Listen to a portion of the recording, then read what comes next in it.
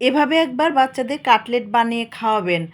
অনেক মজা করে খাবে। শুধু মজা করে খাবেও না, অনেক পুষ্টি পাবে। কারণ এখানে থাকবে ভেজিটেবল, চিকেন, ডিম, আলু সবকিছু।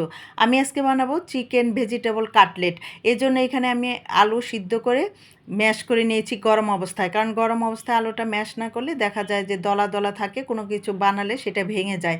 তারপরে এখানে আমি এই যে ২ টা আলু গ্রেটার দিয়ে গ্রেট করে নিলাম। আগে থেকে সিদ্ধ করে রেখেছিলাম। ঠান্ডা হলে গ্রেটার দিয়ে গ্রেট করে নিলাম। তারপরে এখানে আমি দিয়ে দেবো একটু কাঁচা পেঁয়াজ, কাঁচা মরিচ কুচি। পেঁয়াজটা অল্প করে দিব, কারণ আমি পরে বেরেস্তাও দিব। দিয়ে দিলাম এখানে ক্যাপসিকাম আর গাজর। গাজরটা গ্রেটার দিয়ে গ্রেট করে নিয়েছি, ক্যাপসিকামটা ছোট করে কেটে নিয়েছি। দিয়ে দিলাম পুদিনার পাতা, ধনের পাতা। দিয়ে দিলাম এখানে বেরেস্তা। তারপরে আমি এখানে দিয়ে দিব ২ চা চামচ দিয়েছি চিলি ফ্লেক্স, আর ১ চা চামচ দিয়ে দিলাম গোলমরিচের গুঁড়া, লবণ।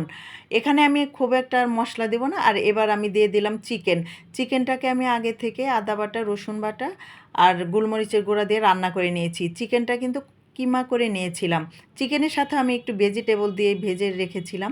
আর এখানে আমি দিয়ে দিলাম ২ টেবিল চামচ দিয়ে দিয়েছি ময়দা, ২ টেবিল চামচ কর্নফ্লাওয়ার। এই কর্নফ্লাওয়ার আর ময়দাটা দিলাম বাইন্ডিংয়ের জন্য, কারণ অনেক সময় দেখা যায় যে ভেঙে যায় কোনো কিছু। আর এই কর্নফ্লাওয়ার ময়দা দিলে আর এগুলো ভাঙবে না, কারণ আমি বেশি করে বানিয়ে অনেক দিনই ডিপ ফ্রিজে ফ্রোজেন করে রেখে দিব।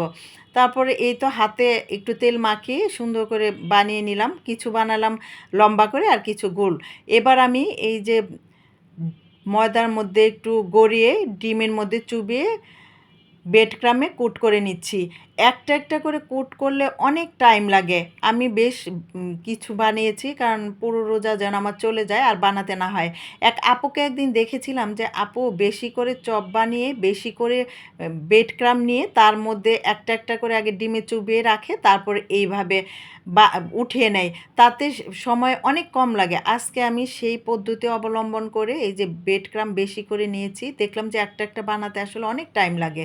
এই যে ব্রেড ক্রামটা বেশি করে নিয়ে একটা একটা ডিমের মধ্যে চুবিয়ে তারপর বেশি ব্রেড ক্রামের মধ্যে জাস্ট হাত দিয়ে উঠিয়ে নিলাম।